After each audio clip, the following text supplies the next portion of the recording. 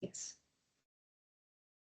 So we've done our welcome and introductions, but there's a number of things that we would like to talk about today. So purpose, a purpose think tank. Why now? Why is this so timely? And what's the importance of such a think tank? We're going to talk about specifically what a think tank is and what it does and what we, for the purpose think tank, aim to do as a result of it. We're going to talk a little bit about the schedule and then some of the technical stuff, the housekeeping stuff around the expectations, travel and accommodation, and the application process and how to move forward.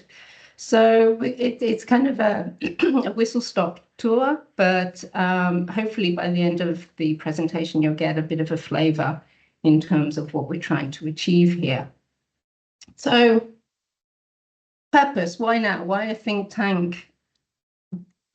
Why is it timely? And to actually answer that, I'm going to ask my colleagues, Günther Stahl and Nathania, to talk about what they found in their research, which they've recently published in Academy of Management Annals, which summarizes the field of purpose in management. And Günther and Nathania, why do we need a think tank right now from your viewpoint? Who should go first? Günther, go ahead. Okay, maybe two things, and then I'll hand over to Nathania. I think a couple of reasons why I believe that an exchange with like-minded colleagues who have an interest in corporate purpose research is valuable. One is, one of the insights from our annals piece is that there's really a rapidly growing body of work on purpose in management and across management fields, right? Strategy and innovation, organizational behavior, you name it, but significant research gaps and also many open questions remain. One of these gaps, that's my observation, is that there's a lack of cross-disciplinary and also cross-level and multi-level research on corporate purpose, which is a bit puzzling because you would think that, this work is cross-level per se, because corporate purpose is influenced by so many societal trends and influences at the country level, and in turn then influences so many lower level phenomena. But for instance, what we found, I see that we have two colleagues working in the organizational behavior field. There's very little research, for instance, that looks at how corporate purpose translates into more meaningful work, right? Or more meaningful careers, right? So our colleague at Toulouse University is interested in career path. So there's so much to be done and so many gaps to be filled. And I think another reason is that there are also lots of myths and misconceptions about purpose. Purpose is one of those buzzwords that are constantly thrown around, but it's actually hard to pin down and ill-defined. This is what we found and conceptualized. And for instance, one of the misconceptions is that purpose is sometimes seen almost as a synonym for company engagement in CSR, which is not true at all, right? As we know, companies engage in CSR for all kinds of reasons, to get taxes down and sometimes to deflect from their own misdeeds, and it's really very often an exercise in window dressing. So it has very little to do with purpose, actually. At least that's my observation. So I see the think tank also as an opportunity sort of to dispel with some of these myths and misconceptions and develop a better understanding of what it means to be a purpose-driven organization. Nathania, over to you. Yeah, thank you so much for that, Günther. You really nailed it with just the fragmentation that we observed when we started this research 2 years ago.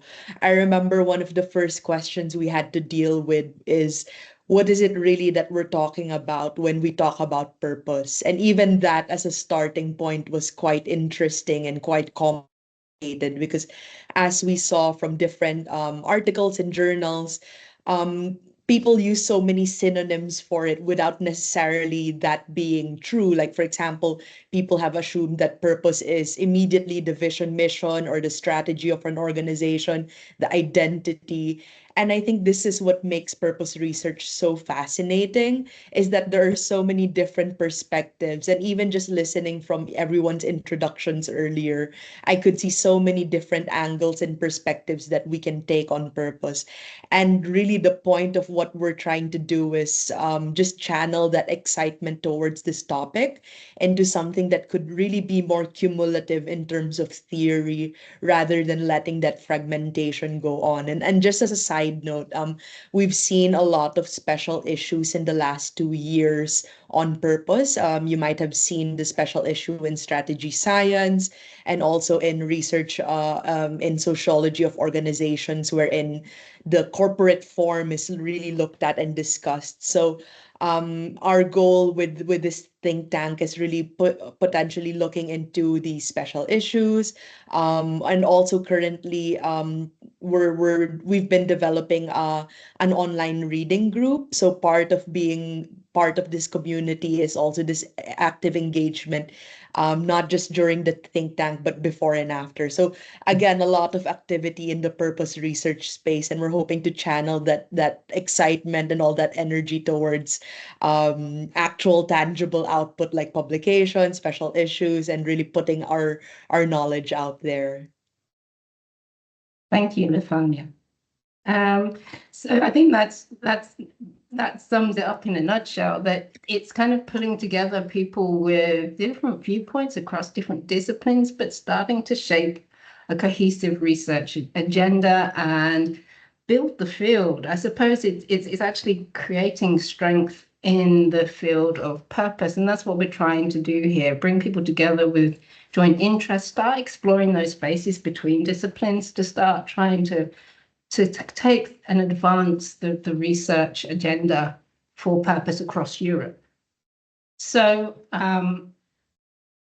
we've got a think tank as the main kind of vehicle initially. Why a think tank? Well, if you have a workshop, people are presenting, conference, there's a lot of other things going on. So a think tank is a place which is all about dialogue. It's all about creating space to explore different viewpoints, to kind of challenge and stretch, come up with new ideas, to innovate. And it's a place where we want to start developing collaborations. So there's a whole range of different disciplines represented in this meeting. And actually, how can we start to have those conversations in terms of advancing this research agenda? And I think a crucial thing is that there's space. If you think of our daily lives, there's not much space to think and debate and talk and develop. And so this is a kind of week where we can actually work together and intensely immerse ourselves in research and research discussions, and that's the aim. And this is not just a think tank that's just emerged. Those of you that are part of the ENGAGE community know that this is think tank number 4. So we are learning and taking the best practice from previous think tanks. We are kind of following in the footsteps of giants, so to speak. So we've had the first think tank was in Mannheim in 2022, followed by Toulouse in 23, and NHS in Norway. No, in NHS, I keep saying because I'm British. NHH in Norway, which was the last year's think tank. So we are the next in line.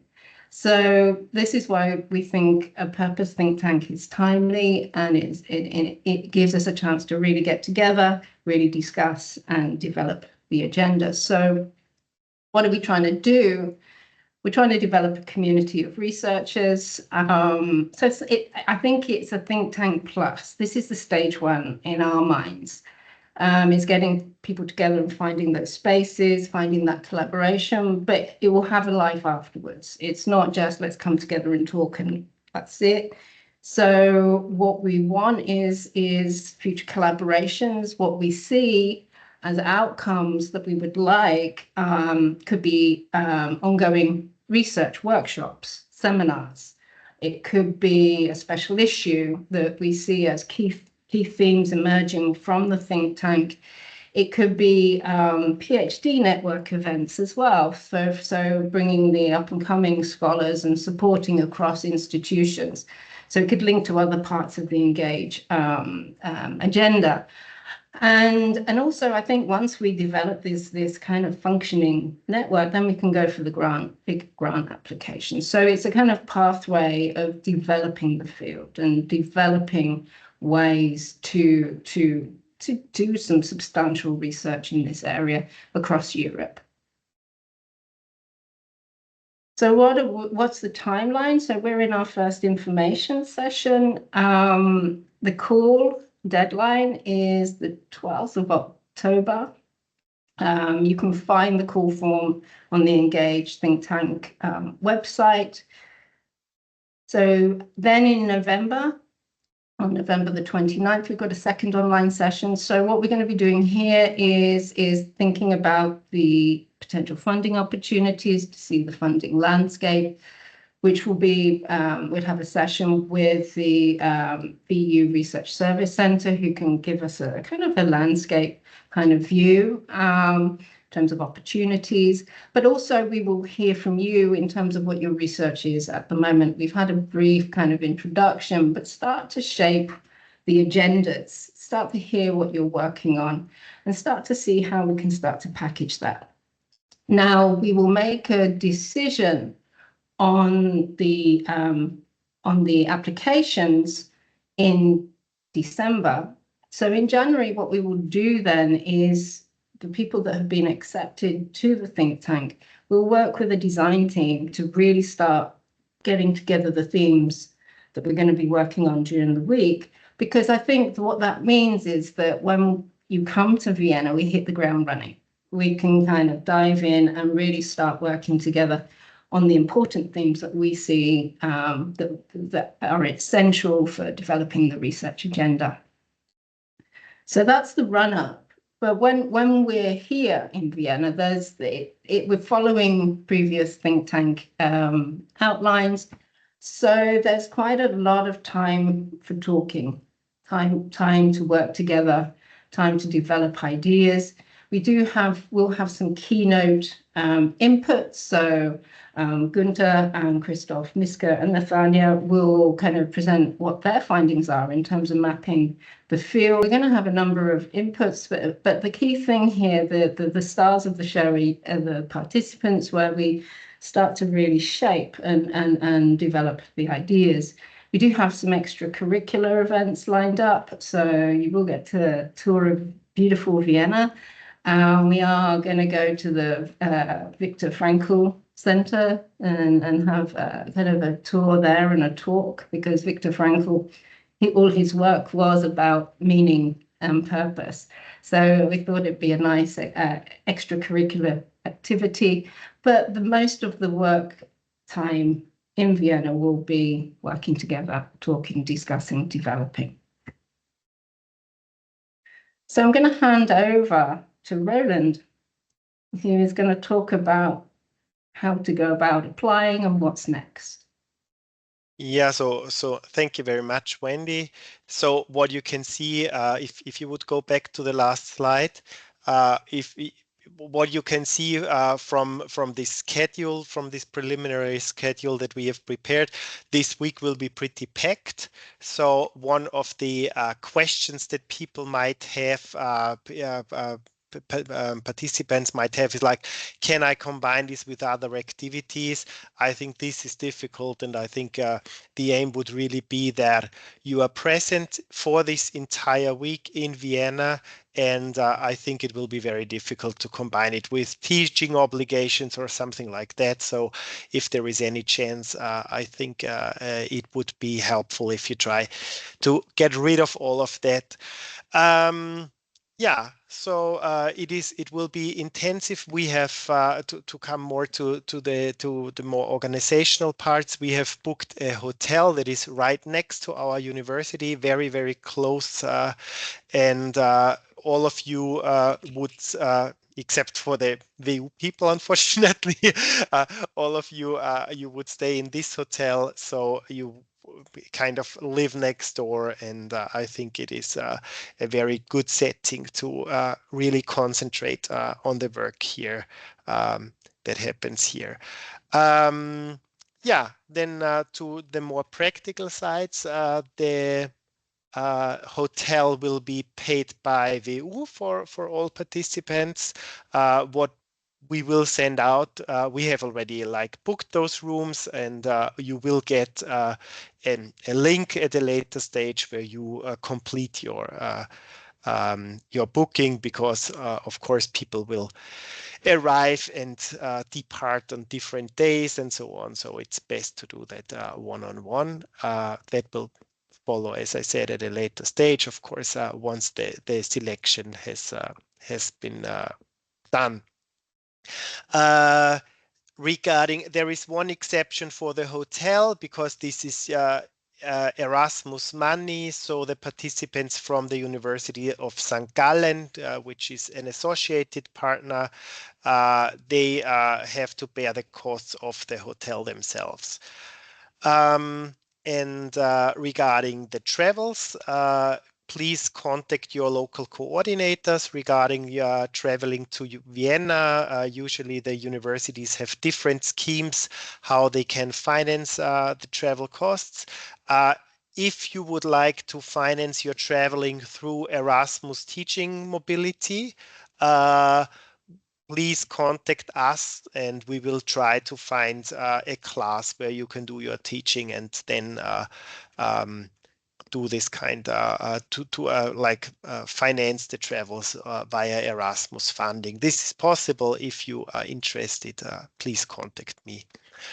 Yeah, then regarding the application process, I do see that many of those people who have already registered, who have already applied for the think tank, are here today in this call.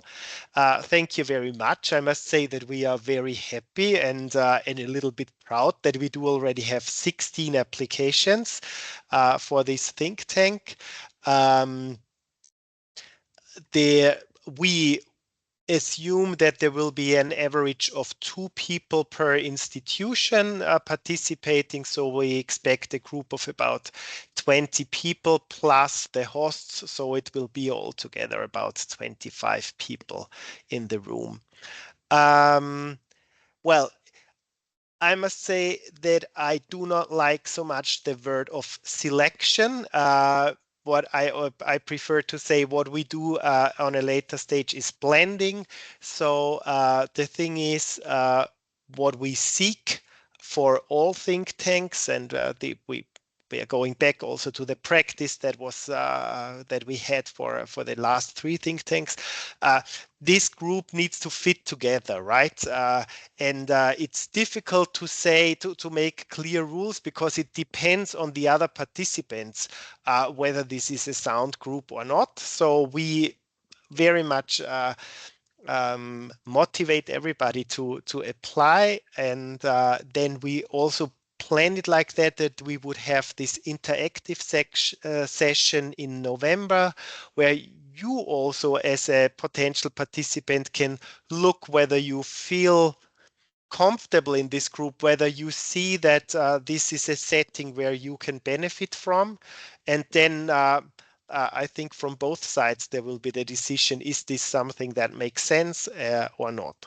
So usually the think tank group, and some of us are in this call today, together with the host, we prepare the decision who would be in the final group, and this the suggested group is then approved by the vice rectors for vice presidents for research from the ENGAGE.EU universities.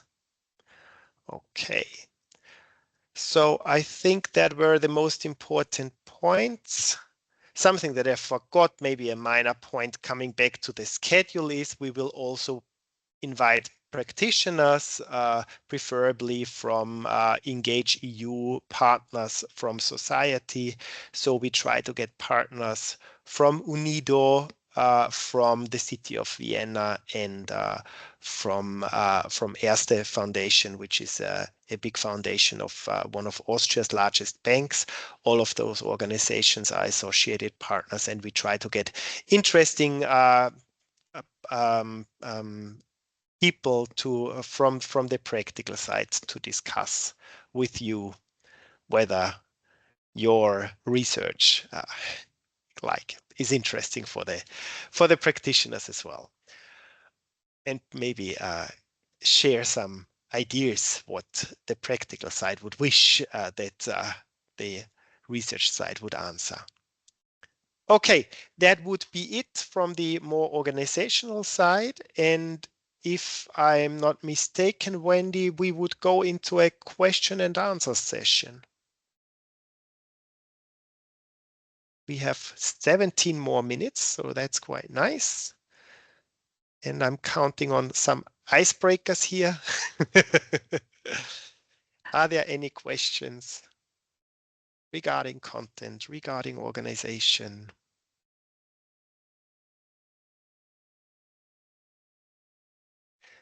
Then I'm starting with a question to Isabel, if she's hopefully still here. No, Roland, she had to leave sadly. Okay. Sorry. But I don't want to point my finger at anyone, but there's other people who participated to think tank previously. You might want to that experience or not. Sorry, I didn't understand you, Miriam, and Katarina raised her hand. Could you please repeat what? Sorry, yeah, my microphone is terrible. I'm just saying she left. Yeah. However, I know that there are other people who were in previous think tanks, and I want to, but I don't want to put them on the spot. So. Okay. Okay. So, first of all, thank you, Miriam. Katarina, please. Yeah, I was wondering about the next session in November, because there you also talked about funding, and I wasn't sure about if it was to try to get funding for the future, or if it was more to get funding for, you know, travel arrangement, things like that for this time, or what that part was all about. One of the nice sides of European University alliances is that the EU Commission has promised that they would prefer us when distributing research funding. So in the end, we would be very happy if, as a result of ENGAGE.EU activities, there would be third-party funding from EU, like project ideas. Yeah, that's really good.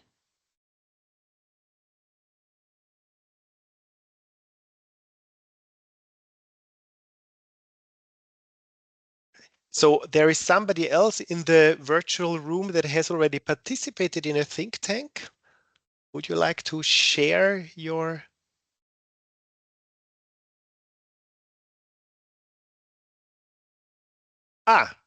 Ekaterina, I should know. Sorry. Hello one more time. I have participated in the second think tank in Toulouse.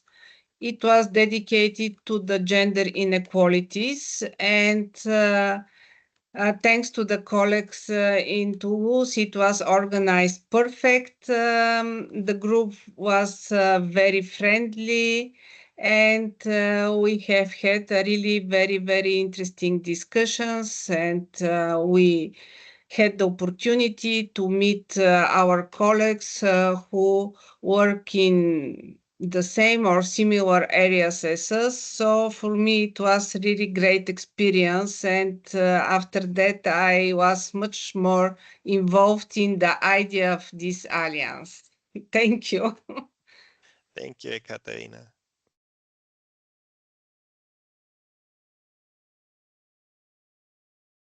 Do we have any more questions?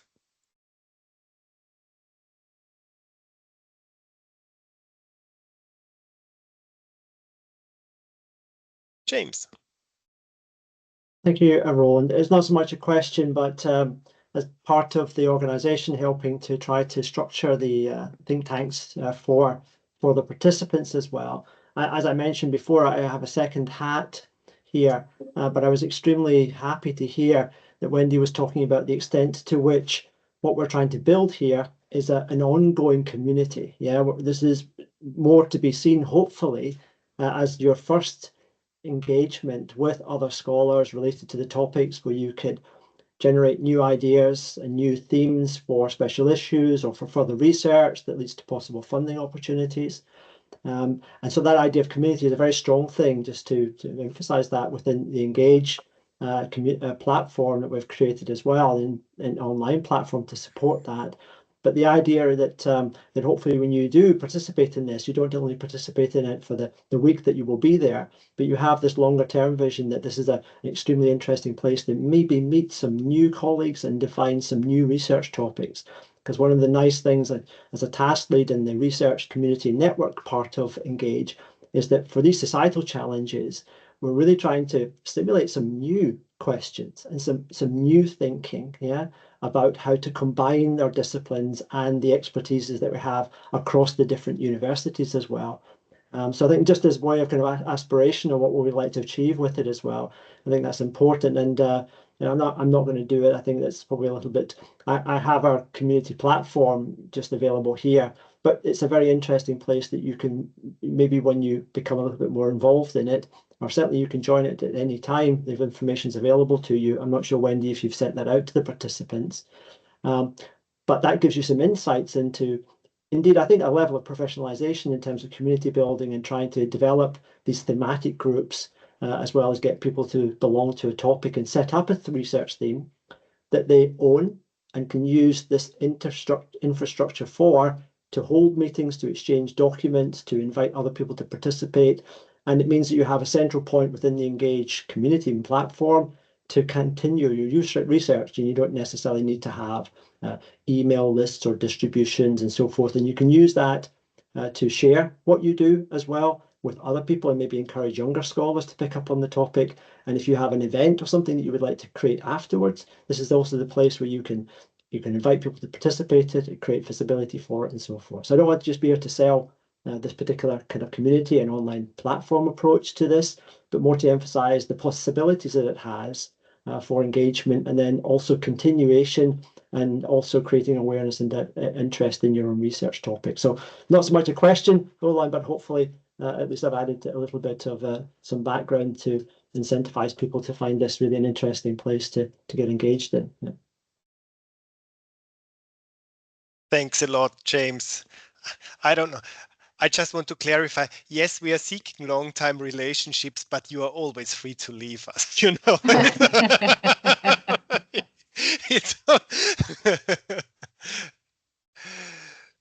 Okay. Oh. You put your hand up again, James. No, I'm sorry. I just thought I was lowering my hand. Yeah.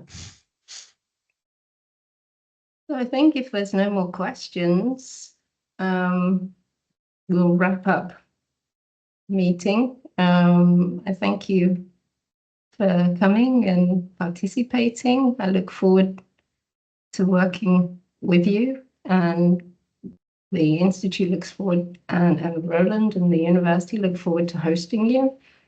We will be in contact. We will send out a bit more information once registration has closed, but we will also send out the invite for the platform as well.